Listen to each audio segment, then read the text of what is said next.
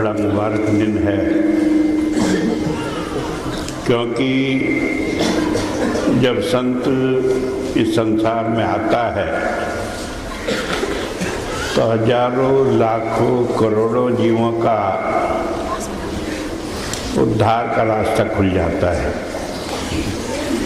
केवल उन लोगों का ही उद्धार नहीं होता जिन्होंने संत से नाम लिया है, भजन किया है, उसके बताए हुए रास्ते पर चले, बल्कि उन जीवों का भी उद्धार होता है जिन्होंने जीवन में उसे देखा है, उसका दर्शन किया है। और उन जीवों का और उन मनुष्यों का ही नहीं, बल्कि संसार में पशुओं का, पेड़ पौधों का या और दूसरे जितने भी जीवधारी हैं, उन सबको लाभ मिलता है जो कि संत की सेवा में किसी तरह भी उपयोग होते हैं। स्वामी जी महाराज ने तो इतना तक कहा है कि जब संत किसी पेड़ की शाख की दातुन भी कर लेता है तो उस पेड़ को भी अगला जन्म मनुष्य का मिल जाता है। जिस खेत से निकलकर संत चला जाता है, उस खेत के कपास से कपड़ा बुन जाने के पहनने वाले भी उस रूहानियत के हिस्सेदार बन जाते हैं। इसीलिए हुजूर कहा करते थे कि जब संत इस संसार में आते हैं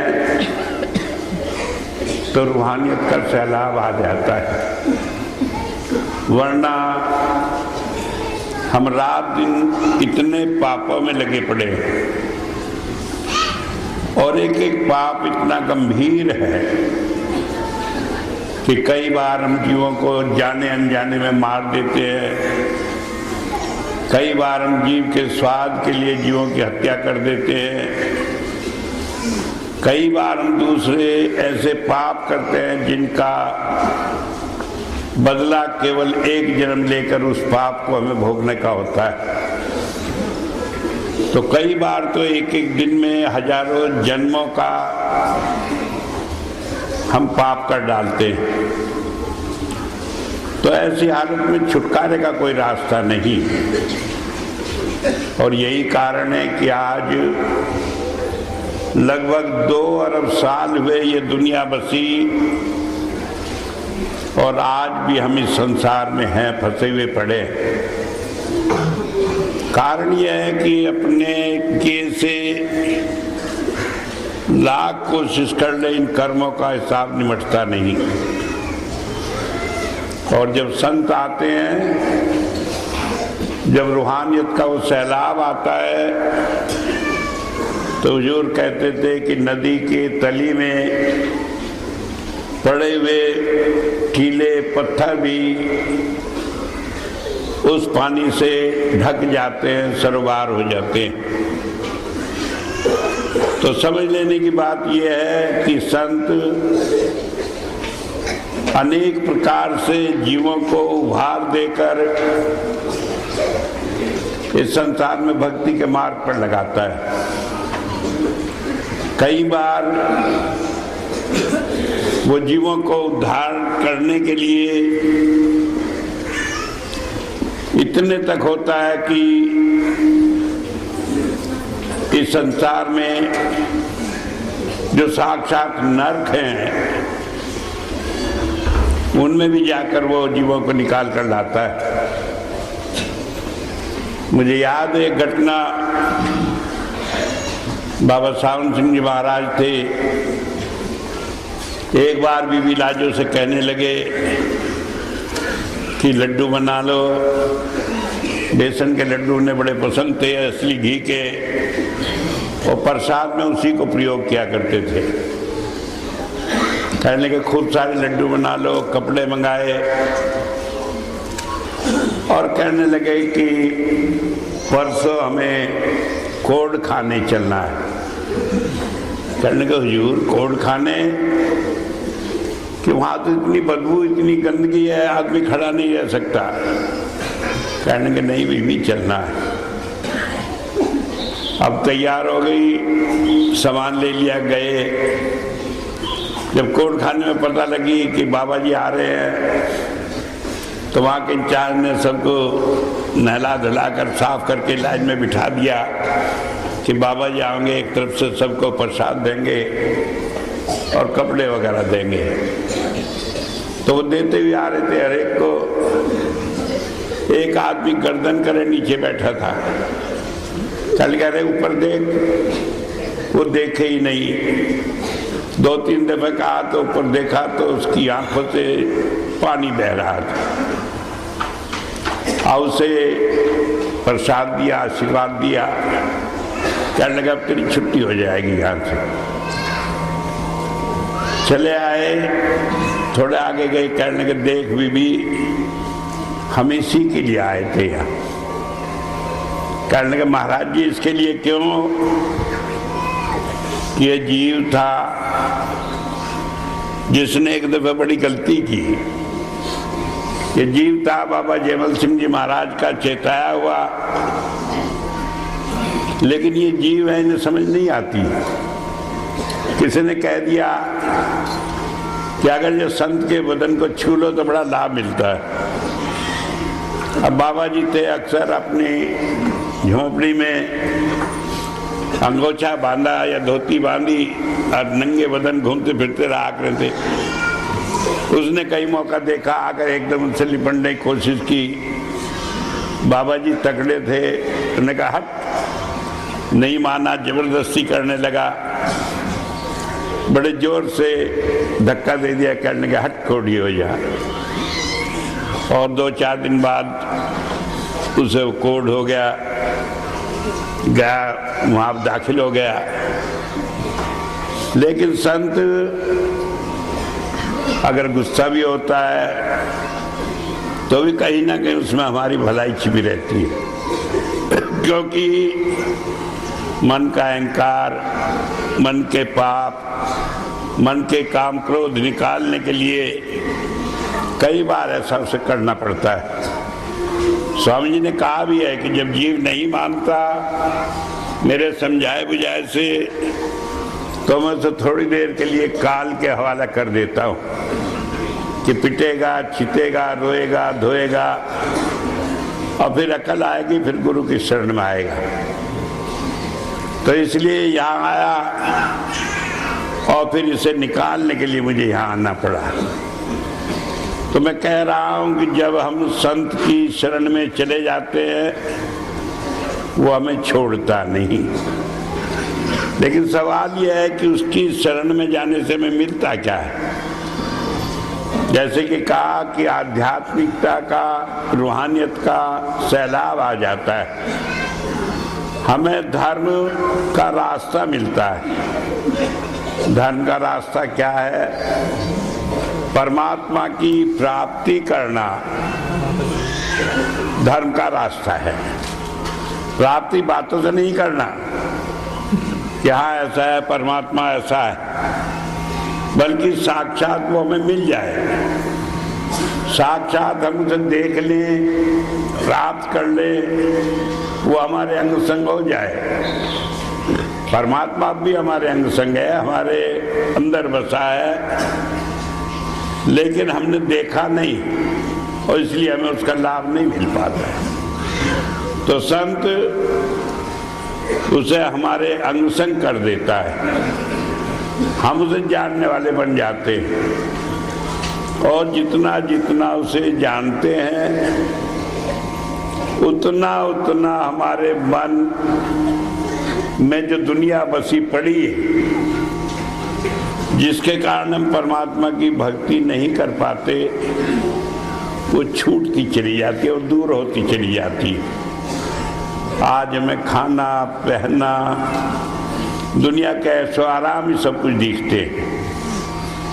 आज हमें यही सब कुछ लगता है कि कार हो, कोठिया हो, रुपया हो, पैसा हो,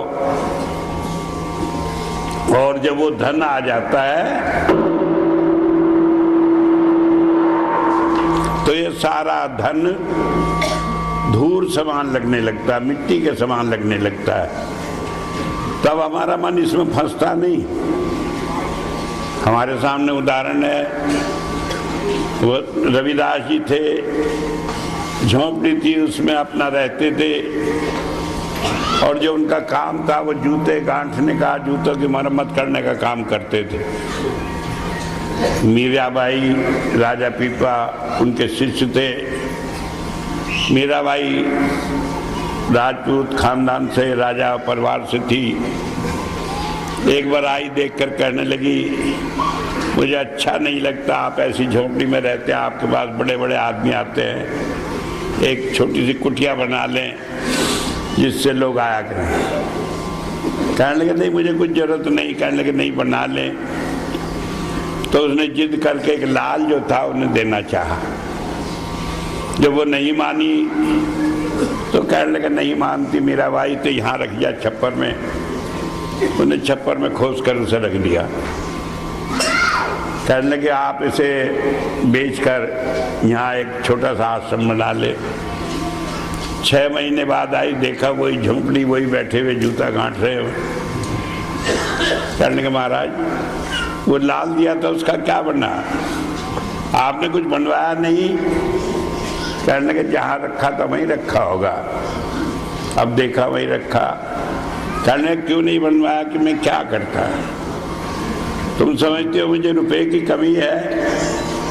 और रापी जिससे जूते का चमड़ा काट रहे थे लिया, जरा पसीने से छुआया, वो सोने की हो गई। कहने लगे देख पैसे की कमी नहीं है, ये सोना हो गया। लेकिन लिया, उसे पास में नदी थी उसमें फेंक दिया कि मुझे इसकी जरूरत नहीं। क्यों नहीं है जरूरत कि इस माया में, इस धन में, इस लक्ष्मी में एक दोष भी है। हमारे यहाँ सारी बातें समझाई गई हैं कुछ उदाहरण देकर कि लक्ष्मी का वाहन जो है उल्लू होता है। लक्ष्मी की सवारी काहे की करती है, उल्लू की, जिसे अक्ल नहीं होती। तो जिस पे पैसा आ गया वो उल्लू के वसीभूत हो गया, वहीं जाना जहाँ वहीं जाए। फिर परमात्मा की क्या समझ में आएगी, परमात्मा को क्या समझेगा। तो पैसे में एक कमी है, ये हमें परमात्मा से दूर करके दुनिया में फंसाता चला जाता है। और हालत ये हो जाती है कि आदमी अंधा हो जाता है इसके पीछे। कई बार मैंने बताया सत्संग में, धर्मदास जी थे, कबीर साहब के शिष्य थे, बहुत मानते थे। उनका परिवार भी जानता था कि ये बहुत गुरु को मानते हैं, वो भी मानते थे। लेकिन कबीर साहब तो जानते थे, क्योंकि गुरु जानता है सिख के दिल में क्या है, और वो ये भी जानता है कि कहाँ कमजोरी है, वो कमजोरी कभी खराब कर देगी उससे। तो उन्होंने एक दिन देखा मौका, धर्मदास जी तो थे नहीं, अब वो कुछ भेष बनाकर दरवाजे पे जा पहुंचे। अब वो धर्मदास जी की पत्नी खाना बना रही थी, चूल्हे में आग जलाई हुई थी, उस पर कोई बर्तन चढ़ाया हुआ था, उसमें छोंक रखा था कुछ। वो कहने लगे कि माई, वो आई आके कहने लगी ले ये कौन आ गया। वो कहने लगे तुम बड़ी पापी हो। कहने लगे नहीं, मेरा आदमी बहुत धर्मात्मा। कहने लगे वो भी पापी। कहने लगे चल, कहाँ से आ गया बुढ़ा बेकार। कहने लगे नहीं, तुम जो ये कर रही हो, जो आग जला रही हो, इसमें बहुत सारे जीव मर रहे हैं।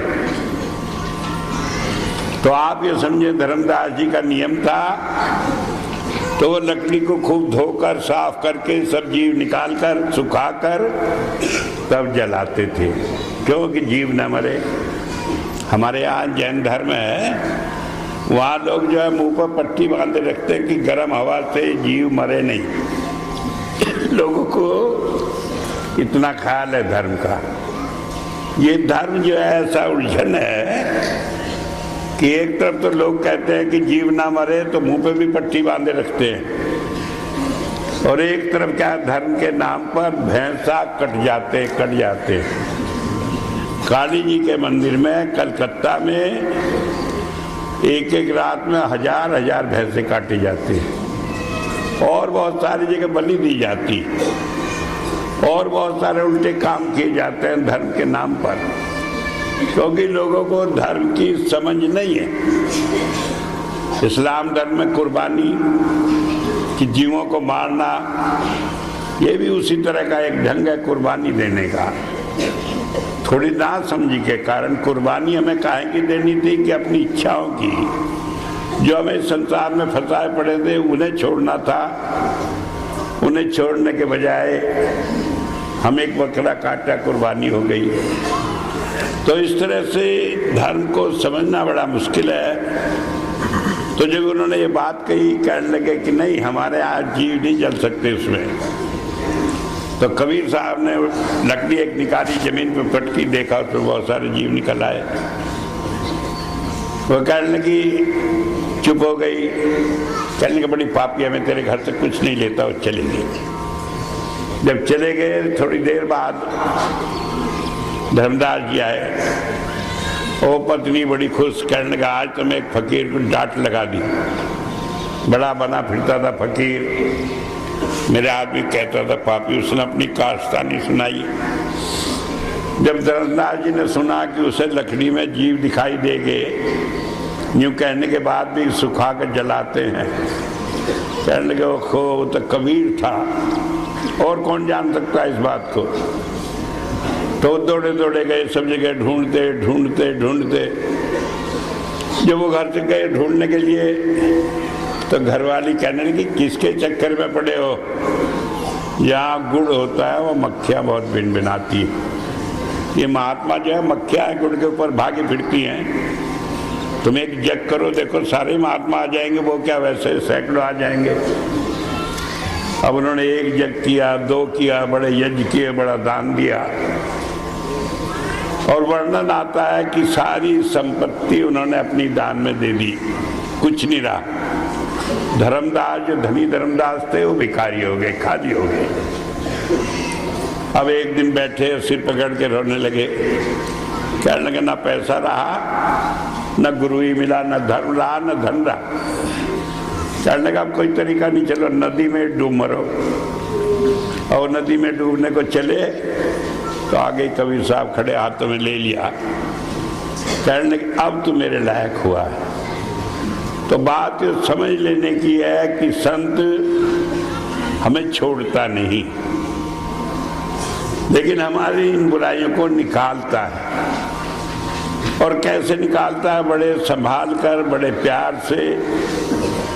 इसीलिए कहा कि बड़ा सरल रास्ता है धर्म का रास्ता, वो नहीं जो हमने उसे बना दिया। लोगों ने क्या किया कि सारी रात जल में खड़े होकर गंगा स्नान करते हैं ठंड में, बर्फों में जाते हैं, कहीं वैष्णो देवी, कहीं दूसरी जगह, कहीं दूसरी जगह। ठीक है, जाना अच्छा है, पहाड़ों पर जाओ अच्छा है, लेकिन धर्म के नाम पर जाओ और उसी को धर्म समझ लो, ये हम भूल कर जाते हैं। धर्म क्या है? धर्म परमात्मा को प्राप्त करना है, और उसे प्राप्त करने के लिए आपको बाहर भटकने की जरूरत नहीं, वो तो हमारे सबसे नजदीक है। इसलिए पहली बात जो समझ लेने की है कि धर्म का सही स्वरूप हम परमात्मा को इस जीवन में प्राप्त कर लें, क्योंकि जब उसे प्राप्त करेंगे हमारी आत्मा उसमें मिल जाएगी, संवेद हो जाएगी, मर्ज हो जाएगी। कैसे? जल में जो जल जाए खटाना, कि एक पानी में जैसे दूसरा पानी मिला देते हैं तो उसमें मिल जाता है, अलग नहीं होता। इस तरह क्यों ज्योति में ज्योत समाना, हमारी आत्मा ज्योति रूप होकर परमात्मा की ज्योति में मिल जाएगी तो मोक्ष हो जाएगा। अगर जो परमात्मा मिला नहीं तो खाली कल्पना से कुछ नहीं होता। कल्पना से हम परमात्मा को सोच ले तो किस में जाकर मिलेंगे? आदमी कहते हैं कि परमात्मा मिला नहीं, संत कहते हैं दिशा जाहिरा कि मैंने तो उसे प्रकट देखा है कि वो तो मेरे पीछे पीछे फिरता है, वो तो मेरे सारे काम करता है और मेरा ही नहीं करता, बल्कि तुरंत मिलावे राम से उन्हें मिले जो कोई। जो उनकी शरण में आता है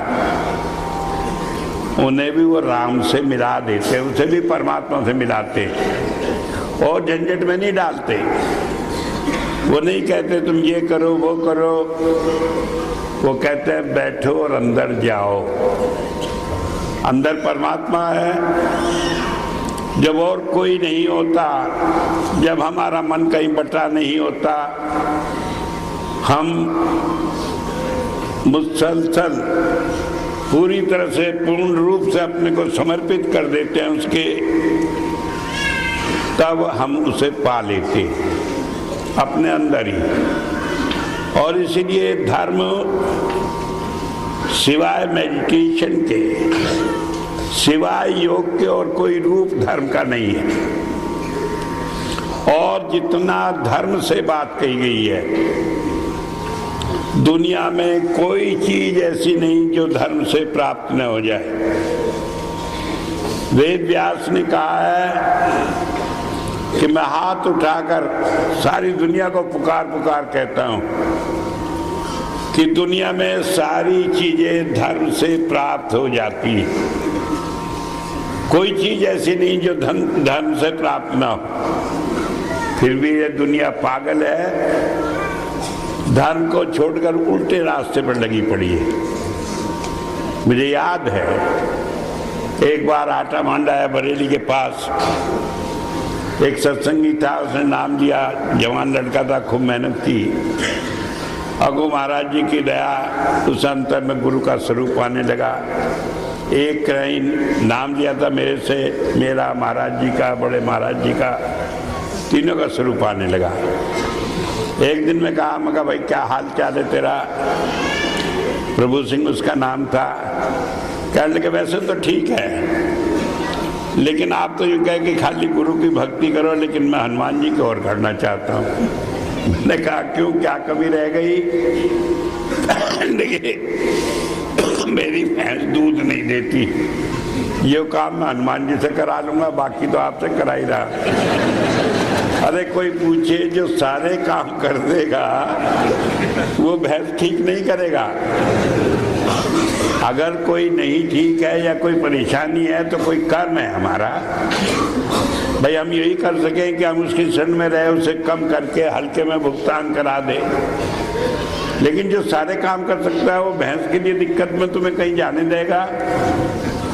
और माफ करना, एक बात बता दूं, गुरु इतना ईर्ष्यालु भी है कि अगर उसका जीव कहीं दूसरी जगह मत्था टेक ले तो उसे बर्दाश्त नहीं होता।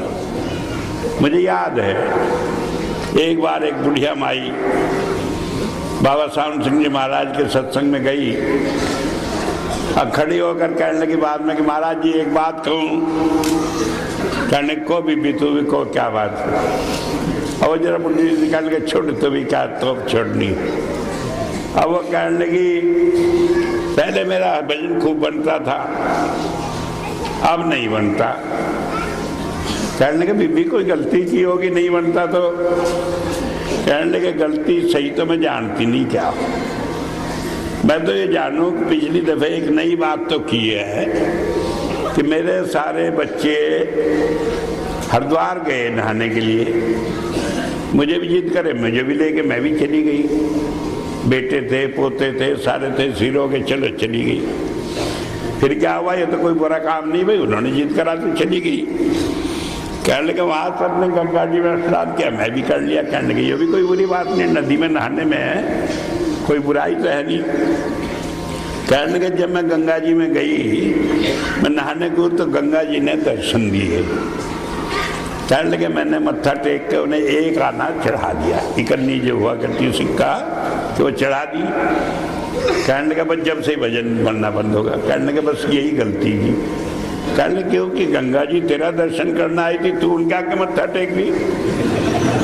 तो समझ लेने की बात है कि गलती हम कहाँ कर जाते हैं कि ठीक है भाई, परिवार है, सब कुछ है, दूसरी चीज है हम अगर जो मत्था ही टेकना है कहीं, तो गुरु को याद करके टेक ले कम से कम मत्था, तो उसका आगे टीका दिखाने को किसी का आगे होता रहे। हम कब कहेंगे हम बैर करें सबसे कि भाई तेरे भी खराब, तेरे सारे अच्छे, जिसका अपना है, हमारा तो अपना है, हम अपने को ध्यान में रखें। कई बहनें कहती हैं कि घर में आदमी भजन नहीं करने देते, चिड़े। हमने कहा दिखाने की क्या जरूरत है, मन में ही तो करना है, तुम क्यों ढोंग करके बैठो। अरे चलती फिरती याद करती रहो, टाइम बे टाइम जब फुर्सत हो थोड़ी देर बैठ ली, लेट के कर लिया, किसी को पता ही क्यों लगे कि तुम दिखावा कर रही हो। ये भी कोई चीज है जो आदमी का कोई कर्म है, उसे कटवाती है, हम नहीं जान सकते उसे। मुझे याद है एक बार एक औरत थी, मुसलमान थी, महाराज जी के पास आया कि दूसरे नाम ले लिया। अब उसका आदमी पसंद नहीं करता था, जब वो जाती तो आदमी बहुत तंग करता। बाबा जी के समय की घटना, जब वो तंग करता तो बहुत ज़्यादा परेशान, मारता पीटता उसे, लेकिन वो आती रही आती रही आती रही। उसके बाद न जाने क्या हुआ, उस आदमी को परिवर्तन आया, उसने भी आके नाम ले लिया। अब जब नाम लेकर वो बैठने लगा, उसकी भी सूरत चढ़ने लगी। तो महाराज जी कहने लगे अब इसकी हालत है, बताओ मैं क्या करूं। कहने लगे तू भी इसकी ठुकाई करने से पता लग जाए क्या करता। कहने लगे नहीं महाराज जी, इसे तो समझ नहीं थी, मैं कहे को ऐसी गलती करूं। कहने लगे अच्छा भाई तेरी मर्जी। तो बात ये समझ लेने की है कि हम अपने आचरण से गिरे नहीं, दूसरा कोई कुछ ही करे, हम अच्छे काम करें। महाराज जी ने सारे धर्म के मामले को इतना सरल कह दिया, कुल 3 शब्दों में, do good, be good, be one. Be one, एक हो जाए। किससे एक हो जाए? परमात्मा से एक हो जाए, हमारी उससे लय लग जाए, हमारा उसका ध्यान लग जाए, हम उसी की सोचें। आप सारे काम करें, वो मना नहीं करता, लेकिन उसे अपने दिल में धारण करके करें। जो भी काम आप कर रहे हैं वो सब फिर उसकी प्रेरणा से होंगे, उसकी जिम्मेदारी से होंगे, और वो गलत नहीं हो सकते। कुछ भी आप कर रहे हैं और जो भी आप करते हैं वो सारा फिर आपका भजन में शामिल होगा, गिनती होगी। भजन ये नहीं है कि आप बैठकर आंख बंद करके बैठ जाएं। भजन ये है कि आपकी लगन उधर लगी रहे, आपको याद बनी रहे। तेरा देखना इबादत, तेरी याद बंदगी, कि हम गुरु की याद रखें, हम परमात्मा की याद रखें। परमात्मा को देखा नहीं है, गुरु की याद परमात्मा की याद बनाती है। गुरु को हम इसलिए नहीं याद रखते कि वो सुंदर है, ऐसा शरीर है, ऐसा कुछ है। गुरु को हम इसलिए याद करते हैं कि उसके याद करने से हमें परमात्मा की याद आती है, हम परमात्मा से जुड़ जाते हैं, वो हमें उससे जोड़ देता है। तो इसलिए बताया कि B1 ये धर्म है कि हम परमात्मा को प्राप्त कर लें। और इसीलिए कहा, बाइबल में भी कहा है, what does it profit a man if he gains the possessions of the whole world and loses his own self। कि क्या फायदा है किसी आदमी का, उसने दुनिया की सारी धन दौलत कमा ली, सब कुछ प्राप्त कर लिया, लेकिन अपनी आत्मा को नहीं जाना, अपने जीवन आधार परमात्मा को नहीं जाना, तो क्या उसका फायदा है। और कहा, अरब खरब लो द्रव उदय स्लो राज, बिन भक्ति भगवंत के सभी नरक के साथ। हम कुछ भी कर लें, इस दुनिया में कितना ही धन हो जाए, कितना ही बड़ा परिवार हो जाए, कितना ही राज हो जाए, आखिर में जिन लोगों ने परमात्मा की भक्ति प्राप्ति नहीं की, उन्हें नरकों में जाना पड़ेगा। नर्क क्या है? दुनिया नर्क है, यहाँ हम कष्ट होंगे। और यहाँ आना पड़ेगा, जन्म मरण में आना पड़ेगा, छुटकारा होगा नहीं। तो पहली बात बताई कि धर्म परमात्मा को प्राप्त करना है। क्यों प्राप्त करना है? कि उसे प्राप्त करके हमारी आत्मा के ऊपर जो मल के आवरण हो गए हैं, पाप जो चढ़ गई हैं, काहे के? काम के, क्रोध के, लोभ के, मोह के, और सबसे बड़ा अहंकार का, घमंड। क्या हमें अहंकार हो जाता है? अहंकार भक्ति का भी हो जाता है, गुरु का भी हो जाता है अहंकार, और वो भी बहुत खतरनाक। हुजूर कहा करते थे कि अगर सिख को ये पता लग जाए कि गुरु से कितना प्यार करता है तो पेट फाड़ कर मर जाए। क्योंकि जिसका इतना बड़ा मालिक, जिसका सब कुछ देखभाल करने वाला हो, वो सारी दुनिया में किसे अपनी नजरों में लाएगा। लेकिन गुरु उसे थोड़ा बहुत सहारा देकर संभाले रखता है कि अहंकार में न आए। तो इसलिए बताया है कि सारी चीजों से छुड़ाता है वो। अब कैसे छुड़ाता है? ये धर्म की सारी वो क्रिया है जिसे हम धर्म पर चलना कहते हैं, डू गुड, कि हम अच्छा करें। अच्छा क्या है? दान करना अच्छा है, पढ़ाई देना और अन्न देना नहीं। क्योंकि जो आप कर रहे हैं दुनिया में, अच्छा वो जब है जब उसके करने से आपका ध्यान उसमें न जुड़े, परमात्मा में जुड़े। होता यह है कि हमने कहीं दान दिया तो हमारा ध्यान उसमें जुड़ा रहता है। किस बात में? कि हमने दिया, हमारा नाम हो, हमारी पूछ हो। मुझे याद है जब मैं छोटा था तो जागरण हुआ करता था, सारी रात चलता है। तो वो क्या करते थे, थोड़ी देर बाद अनाउंस करते थे किसने 1 रुपया दिया। 1 रुपया तो बड़ी बात थी, जब तो 4 आने 8 आने दिया करते थे, आज से 60-65 साल पहले। और इतना अनाउंस होते रहते। मैंने कहा नहीं, ये क्या बीमारी है, किसने दिया, इसकी क्या, जो दिया सो दिया। लेकिन उन्हें संतोष नहीं आता जब तक तो उनका नाम 3 दफे लेकर न कहा जाए। तो ये अहंकार, ये हमें पैसे से जोड़ता है। क्यों? सोचता है और पैसा होगा तो और देंगे, और तारीफ होगी। ये परमात्मा से नहीं जोड़ता। जोड़ता है दान भी परमात्मा से जब हमारा व्यवहार रहीमदास जी जैसा हो जाए। रहीमदास जी थे, रोज दान क्या करते थे। एक बार उनसे किसी ने कहा कि भाई जब आप दान करते हैं तो ऊपर को क्यों नहीं देखते, गर्दन क्यों झुकाए रखते हैं? कहने के देने वाला और है, देता है दिन रहन। लोग सुबह मुझ पर करें, इससे नीचे नहीं। तो देने वाला तो परमात्मा है, दे रहा है रात दिन, मेरे हाथ में कुछ नहीं। लेकिन लोग सोचते हैं मैं दे रहा हूँ, तुम्हारी शर्मिंदा हो। तो जब हमारे मन में ये बात घर कर जाए कि करने वाला कर रहा है, हमारा इसमें क्या, हम तो माध्यम बना लिए गए। हाथ ने कुछ दिया तो हाथ में थोड़ी उस चीज को पैदा करा, वो तो खाली माध्यम है। तब हमारा काम चलता है। तो डू गुड में क्या आएगा कि हम सारे काम करते हुए कुछ भी करें, अगर उसमें हमें याद परमात्मा की बनी रहती है। यही कहो, हम परमात्मा को याद करके तब काम शुरू करते हैं तो चाहे आप कुछ भी काम कर रहे हैं, वो सारा काम भक्ति है। जो भक्ति का रिजल्ट होता है परमात्मा की याद बने, हमें उसकी याद आए। और जब इस काम से हमें उसकी याद आ रही है तो परमात्मा की भक्ति हुई। हमें किसी में कष्ट है, किसी में सुख है, कुछ नहीं, उसका रिजल्ट क्या है कि हमें उससे परमात्मा की याद बनी। तो ये भक्ति है। जो कुछ दुख सुख है ये तो पूर्व जन्म के कारण है, और अगर उस समय याद बनती है तो वो कर्म खत्म हो जाता है, आगे नहीं उसका फल होता।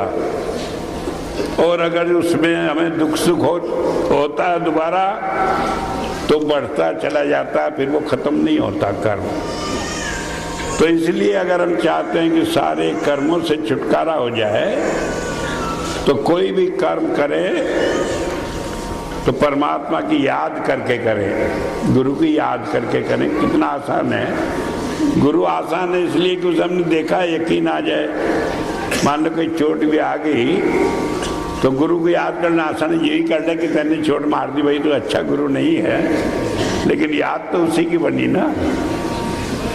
और अगर उसके बजाय किसी और की याद बनती है तो वो तो फिर हमें फंसाने वाली है। तो इसलिए कहा कि डू गुड, हम अच्छा करें। और इसलिए बताया कि निष्काम कर्म जहाँ हमारा स्वार्थ ना हो, जहाँ हम ना जुड़े हैं स्वार्थ से, वही सच्ची भक्ति है। और इसीलिए हमने शुरू किया मानव सेवा। प्रभु भक्ति है कि उस काम को हम रखें। क्यों कि आप 24 घंटे भजन नहीं कर सकते। मुझे याद है जब 1975 में पहली बार 6 फरवरी को मुझे दुखेड़ी बुलाया लोगों ने, जब तक कोई नहीं जानता था, किसी को आया ख्याल करने के उन्हें बुलावे हम तो। मैं गया वहाँ, मैंने सत्संग दिया तो एक बाबा जी भी आए, बड़ी उम्र के थे, बाल बाल सब सफ़ेद, दाढ़ी और बाल, अब पगड़ी बांधे। लोग मानते थे कि महाराज जी का नाम लिए। तो जब देखो वो आँख बंद करके भजन पे बैठा रहे। बाद में मेरे से बात हुई, कारण कि जब तक 24 घंटे भजन पर नहीं बैठे रहते तब तक संत नहीं बन सकते।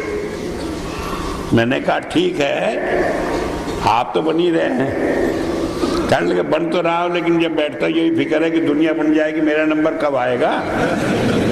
मैंने कहा फिर तुम भजन पे कहाँ बैठे, फिर तो स्वार्थ को लिए हुए उसे दिखावा कर रहे हो।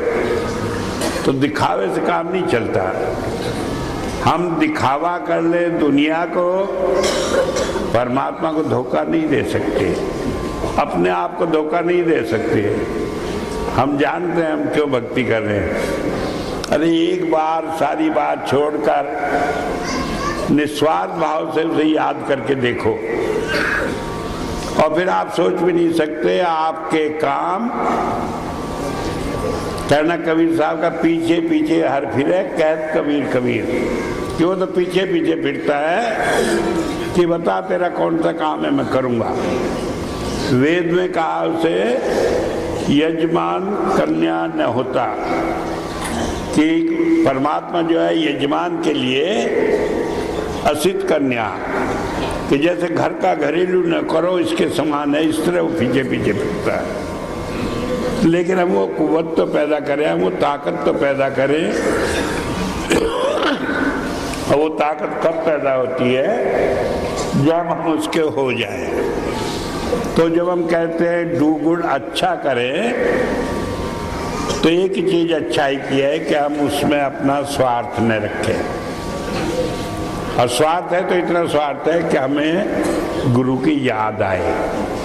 इतना स्वार्थ जो है वो सारी चीजों को अच्छा बना देता है। यही बात गीता में कही है। उन्होंने अर्जुन को बहुत सारे तरीके बताए कि ऐसे करो ऐसे कहो। अर्जुन कहने का बहुत मुश्किल है, ये सब मेरे से नहीं होंगे। कहने लगे तो तू मुझे याद करता रहे, युद्ध करता रहे। गीता में 18वें अध्याय में 71वें मंत्र में कहा कि मुझे याद करता रहे और युद्ध करता रहे। कि वो धुन आ रही है उसमें अपना ध्यान लगा, और उसके बाद बैठ जाओ, अभी बाद में सुनेंगे। अरे चुप, ऐसे नहीं। हाँ, तो बता कि उस तो वो बताया कि हम जो है उसमें ध्यान रखें धुन में, तो वो हमारे सारे कामों को अपने आप गाइड करती रहेगी। और उससे क्या हो जाएगा? बी गुड, कि हम अच्छे हो जाएंगे। अब अच्छे क्या होना है? हमारी आत्मा परमात्मा के अंश है। परमात्मा तो अच्छा है तो हम भी अच्छे हैं। लेकिन क्या है, इसके ऊपर जो ये परत चढ़ गई हैं कर्मों की, काम क्रोध लोभ मोह अहंकार की, इसने आत्मा के रूप को विकृत कर दिया, इसने बिगाड़ दिया है। और इस बिगड़े हुए रूप को सुधारने के लिए ये सब परतें उतर जाए। ये परत सोचने से नहीं उतरती। हम सोचें कि हम झूठ नहीं बोलेंगे, हम अहंकार नहीं करेंगे, तो उससे ये बातें नहीं बनती। एक बार हुजूर ने कहा कि अगर कोई कहे कि मैं अहंकार नहीं करूंगा, ये भी बहुत बड़ा अहंकार है। अब बताओ छुटकारा कहाँ है? छुटकारा है किस बात में? तो भाई हमने अपने आप को उसके अर्पण कर दिया। जो आप करा रहे हम कुछ नहीं कर रहे, हम तो आपके बताए हुए रास्ते पर चल रहे हैं। कठपुतली होती है, जो नचाने वाला नचा रहा है। कठपुतली को कोई दोष देगा? जो देगा उसे नचाने वाले को देगा। अगर हमारा ये रूप बन जाए, अगर हम निष्काम भाव से सेवा कर ले, तो हमारा सारा जीवन बदल जाता है। हमारा हर एक काम भक्ति हो जाती है। और ऐसा आदमी जीवित रूप में, साक्षात रूप में एक लिविंग सिंबल बन जाता है, जिससे रेडिएशन होती है आध्यात्मिकता की, उससे रूहें फूटती हैं। उसके पास जाकर आदमी को अपने आप अट्रैक्शन होता है, वो खिंचा चला जाता है उसकी तरफ। उसे कहना नहीं पड़ता कि भाई मैं हूँ, मेरे पास आओ। दुनिया अपने आप खिंची चली जाती है। किस ताकत से? उसी ताकत से, वो ताकत जिसे जिसे खींच कर लाना होता है। बाबा जी कहा करते थे कि जहाँ जहाँ आग लगी, धुआं हो रहा, संत पहाड़ की चोटी पर चढ़कर देख लेता है और वहाँ जहाँ जहाँ आग लगी होती है जाकर उसे शांत करता है। तो ये उसका काम है, वो अपने आप देखें। हम तो उसके चरणों में अपने को अर्पण कर दें, यही एक सीधा तरीका है। लेकिन एक बात सोच ले, कई आदमी कहते हैं कि अगर सेवा से ही सब कुछ होना है तो फिर इसमें बीच में गुरु की और सारी ध्यान की क्या जरूरत है? तो एक बात आप समझ लें, जब तक गुरु नहीं मिलता, जब तक हमें अंदर का रास्ता नहीं मिलता, तब तक हम निस्वार्थ सेवा कर ही नहीं सकते। अपने मन से लाख कोशिश करने निस्वार्थ सेवा की, कहीं ना कहीं मन जुड़ जाता है उसमें स्वार्थ लेकर। निस्वार्थ सेवा होती कब है?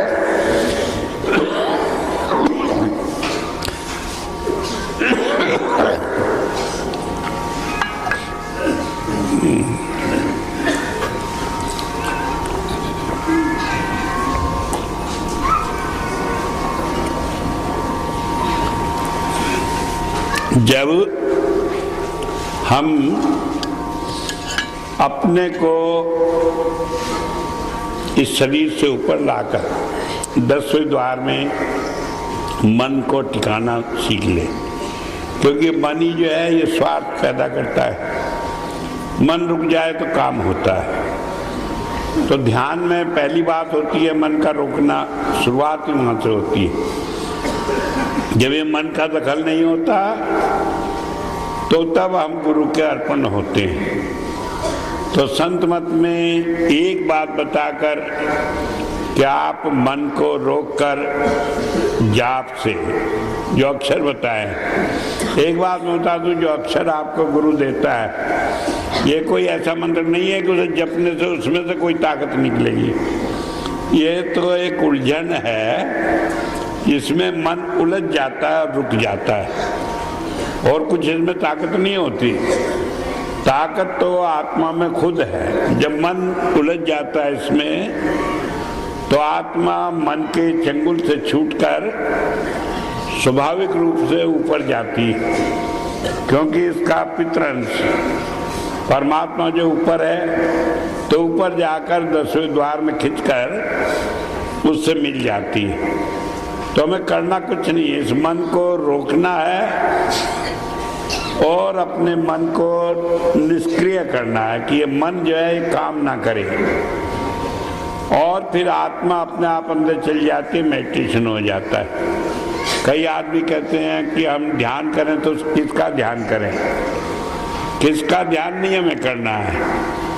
अगर उस किसको ढूंढेंगे तो ढूंढने वाला मन है, और वो मन अपने रूप को, अपने ढंग को बनाकर वहाँ सामने पेश कर देता है। और जो परमात्मा है खुदा, वो खुद आता है, वो अपने आप आता है, उसे कोई ढूंढना नहीं पड़ता। वेदों में उसे कहा पुरोहितम, पूर्व माने प्रत्यक्ष, हितम माने प्रकट होता है, अपने आप आकर प्रकट होता है। उसे बाइबल में कहा सेल्फ रिवीलिंग, कि वो अपने आप आता है, उसे कोई ला नहीं सकता, कोई बुला नहीं सकता।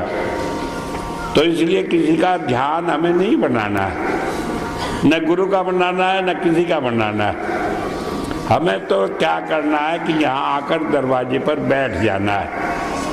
जब दरवाजे पर बैठ जाएंगे यहाँ 10वें द्वार में, तो वो अपने आप वहाँ पर बैठा है, वो प्रकट होगा।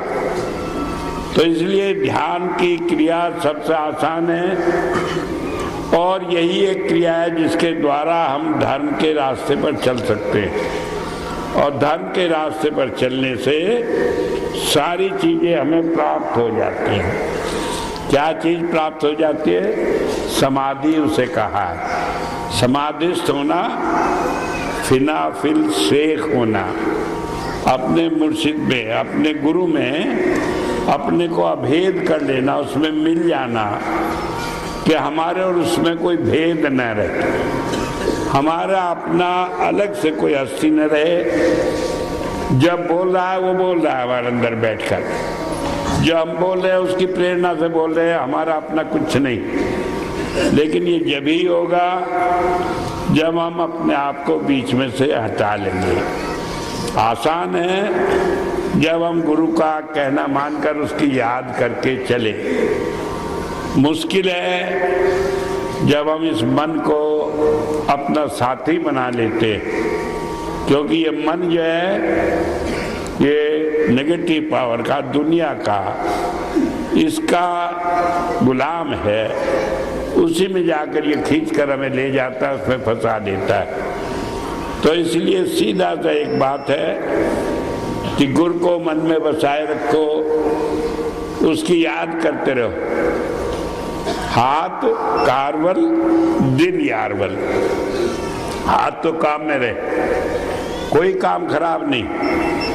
काम तो आपको करना है, क्योंकि कर्मों के अनुसार भी है, और जो परमात्मा कराना चाहे वो करना है। लेकिन दिल प्रभु प्रीतम के चरणों में लगा रहे, तभी हमारा काम बनेगा। आसान है काम, और सारी मंजिल पार करके अब आप उस जगह बैठे हैं जहाँ हम गुरु के चरणों में तो बैठ गए। अब यह है कि यहाँ से हमारा ध्यान डगमगाए नहीं, इधर उधर हम जाए नहीं। और ये काम आप सब जगह रहकर कर सकते हैं। आप लोग मुबारक है, यहाँ आते हैं इसलिए यहाँ आकर वो चार्जिंग हो जाती है, एक दूसरे को देखते हैं और खरबूजा खरबूजे को देखकर रंग पलटता है। तो इस तरह से सत्संग में आना, गुरु का जन्मदिन मनाना, भंडारे मनाना, ये सब इसलिए है कि हमारी वो याद ताज़ा हो जाए, हमारे अंदर जो संसार का आवरण दुनिया का छा जाता है ये मिट जाए। जैसे कहते हैं कोयले के ऊपर जो राख आ गई है उसे हम उड़ा दें, या बैटरी है उसे चार्जिंग कर ले, इसलिए आती है। और आप सब लोग मुबारक हैं, आज का दिन आपके लिए। और इस आसान से काम को जो आपने जीवन भर करके प्राप्त कर लिया, जिसे ऋषि मुनि हजारों सालों में हजारों लाखों कष्ट उठा के भी नहीं प्राप्त कर सके, इस सब को पाने की बधाई आपको है। और आप अपने लिए भी और संसार के लिए भी एक प्रेरणा स्रोत बने, ये मेरी इच्छा है। तो इतनी बात कहकर ही आज मैं अपनी बात को समाप्त करता हूँ। मैं आपको